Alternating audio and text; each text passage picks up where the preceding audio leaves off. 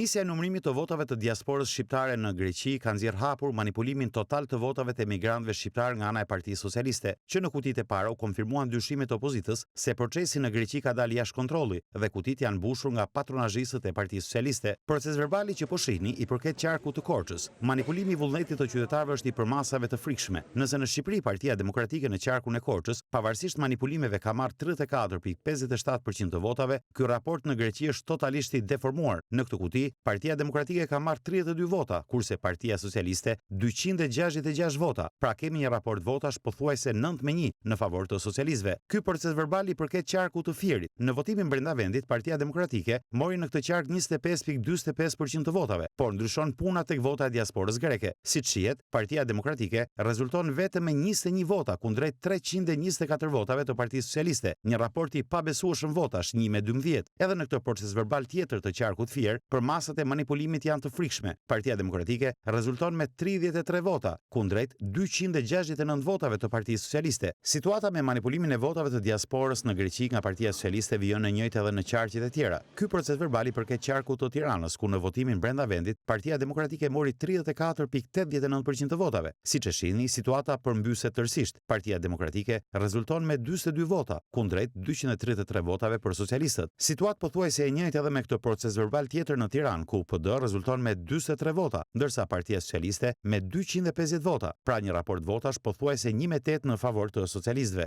Provë qartë e manipulimit që po ndodh është shumatoria e votave të diasporës për qarkun e Tiranës, referuar Komisioni Qendror të Zgjedhjeve. Janë numëruar 43.435 zarfe, kundrejt 42.402 zarfeve në total, pra janë numëruar më shumë vota se çka patur në kuti. Situata e njëjtë edhe në qarkun e Beratit, siç e shihni nga proces verbali, Partia Demokratike rezulton me 28 vota, kundrejt 371 votave për Partinë Socialiste, pra një raport rreth 1-14 në favor të socialistëve, ndërkohë që në votimin brenda vendit, Partia Demokratike mori mbi 30% të votave në këtë qark. Një situatë e njëjtë paraqitet në të gjitha qarqet e vendit, çka dëshmon një manipulim në shifra dramatike të votës së shqiptarëve në Greqi. Gjatë numërimit dolën prova të reja që dëshmojnë se votat nuk janë plotësuar nga zgjedhësit, por në shumë raste nga një dorë vetme, e cila ka vënë kryqin tek numri 5 i Partisë Socialiste. Shkatrimi të procesit dhe vjedhjes masive të votave u hapi rrugën vet kryeministri Edi Rama, një javë para zgjedhjeve gjatë një fjalimi në Gjirokastër.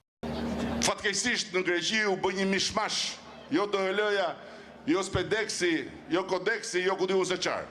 Duhet shkojnë ta marrin me çdo kusht dhe ta dërgojnë në Tiranë. Me njëherë pas kësaj deklarate, Tauland Balla dhe grupet e patronazhimit u nisën drejt Greqisë dhe në mënyrë të pabesueshme, nga 1000 zarfe në ditë që vinin nga Greqia, nga data 5 deri më 11 maj, filluan të depozitoheshin nga 6000 zarfe në ditë. Këto zarfe nuk reflektojnë vullnetin e qytetarëve shqiptar në Greqi, por janë vota të manipuluara nga patronazhistët e Partisë Socialiste, çka rrezojnë tërësisht procesin zgjedhor të 11 majit.